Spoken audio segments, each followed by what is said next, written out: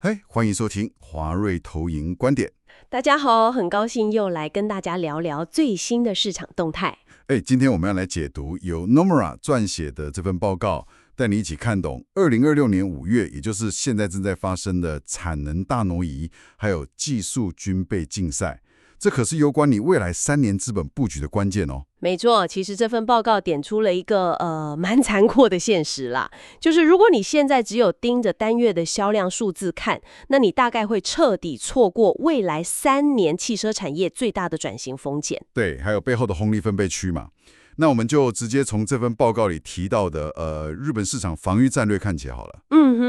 里面有一个蛮斩压级的反常数据哦，就是4月份 Toyota 竟然拿下了57.8%的市占率，这好像创下2015年以来的历史巅峰嘞。他们到底是怎么做到的？其实报告指出关键就在那个暴力产能回流。因为中东地缘政治的风险上升嘛，Toyota 就很果断地削减了发往中东的出口配额。所以他们把这些避险空出来的产能全部拿来做什么了？拿来消化日本国内积压已久的订单呐。这也是为什么他们能在传统淡季反而逆势爆发的原因。哇，懂了，这感觉就像是把驻扎在那个高风险前线的军队果断调回大本营来巩固防御一样，算是非常精准的调度。没错，就是弃驻保帅的概念。不过这也带出另一个问题，如果 Toyota 这么强势，那像日产这种对手未来的营收预期不就很危险吗？真的，同样在日本市场，日产的市占率竟然跌到6.7%的冰点。对呀，这份报告就分析说，日产长期的营收成长其实是建立在市占率会大幅反弹的这种极度乐观的假设上。但现实是根本没有达标嘛。没错，在真实销量未达标的现实下，他们未来几个季度真的有极高的下修风险。确实蛮惨的。那当日本车厂在玩这种防守调度的时候，中国车厂是不是反而趁着海外空缺开始向外扩张了？是的，报告里提到中国车市现在是呈现内冷外热的状态，连龙头 BYD 的本土销量都下滑了15.7%。等等，本土下滑15.7%，那他们怎么赚钱？就是靠海外啊，他们的海外出口直接暴增了71%。引起这么高的出口成长吗？其实现在外销的筹码早就不是单纯的价格战了。BYD 现在靠的是像刀片电池 2.0 这一类的技术代差优势。等一下，我们常听到刀片电池了哈，但这个2.0版到底厉害在哪里？为什么它能直接带动外销？简单来说，它的制程升级让生产成本大幅降低，而且还极大化了在极端气候下的续航稳定性。所以当这款新电池的产能足以支援全球各地严苛环境的时候， BYD 就顺势从中国的销量王转型成全球新能源的利润收割机了。原来如此，技术真的是硬实力啊。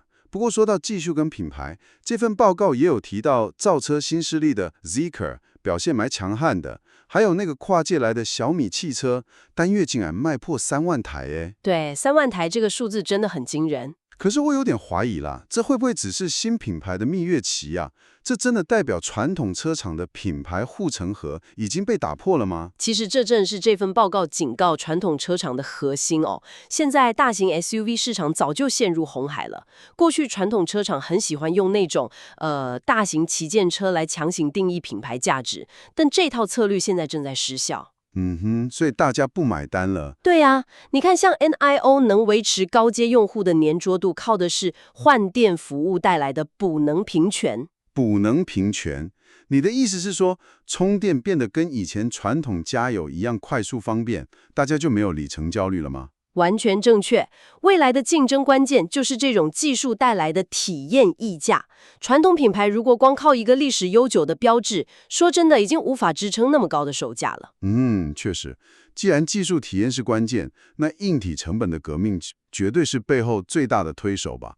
这份报告提到那个 Smart Driving 的成本正在急速下沉呢。对，像 XPeng 就目标在年内实现 L4 级别的自驾能力，甚至还要部署 Robotaxi 或者是 Ava Car。但更让我惊讶的是，连搭载 LiDAR 的自驾系统，现在竟然都杀进人民币9万以下的车款了。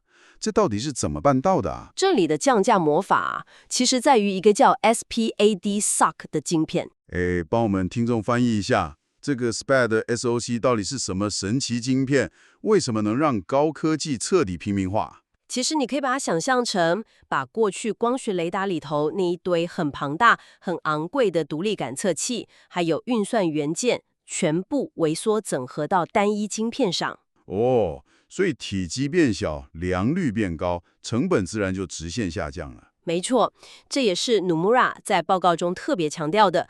2026年就是制价从期权转为现金流的元年。原来如此。面对这种极端的技术与成本竞争，这份报告有总结了车厂未来存活的3大生死护城河，对吧？是的，第一就是产能调节力，看谁能像 Toyota 那样灵活调配全球产线。那第二呢？第二是技术渗透率，也就是在快充跟制价硬体成本下沉的过程中，还能保持毛利。懂了。那最后一个呢？第三则是海外盈利能力，看谁能从纯出口跨越到建立在地化供应链去赚取利润。这真的非常值得你深思。当10万等级的车款都具备高阶 Smart Driving 跟快充技术的时候，那些依然依赖传统配置溢价的车厂，下一步到底该怎么活下来啊？这绝对是未来的最大考验。没错。以上是今天的重点摘要。如果你喜欢我们的内容，欢迎追踪华瑞。若您对加入华瑞有兴趣，或是想要与我们进一步联系，欢迎随时与我们联络。景宇，本报号提供的资讯仅供参考，并不构成任何投资建议或买卖操作的推荐。